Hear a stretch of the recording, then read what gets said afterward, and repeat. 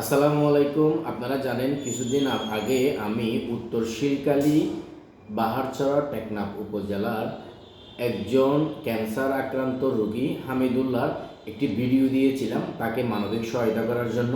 সেখানে অনেকেই সহযোগিতা করেছেন। তার মধ্যে সৌদি প্রবাসী আমার মামা সৈয়দ হুসাইন এবং তার কিছু বন্ধু মিলে 20,000 টাকা পাঠিয়েছিল সহযোগিতার জন্য। সেখানে 20,000 টাকা পূর্ণ হতে কিছু টাকা সৈয়দ হুসেনের বাড়ি থেকেও দেওয়া হয়েছিল। তো আমি সৈয়দ হুসেন মামাসহ যারা টাকাটা পাঠিয়েছেন হামিদুল্লাহর জন্য তাদের সবাইকে অসংখ্য ধন্যবাদ জানাচ্ছি। এই সমস্ত মানবিক কাজে আপনারা প্রবাসীরা যারা শরিক হন আপনাদের সবাইকে অসংখ্য ধন্যবাদ। এবং সেই সাথে যারা আরও অন্যান্য মানুষ আমার ভিডিও দেখে এবং তার অসুস্থতা দেখে টাকা পাঠিয়েছেন সবাইকে অসংখ্য ধন্যবাদ এবং কৃতজ্ঞতা জানাচ্ছি। ধন্যবাদ সবাইকে।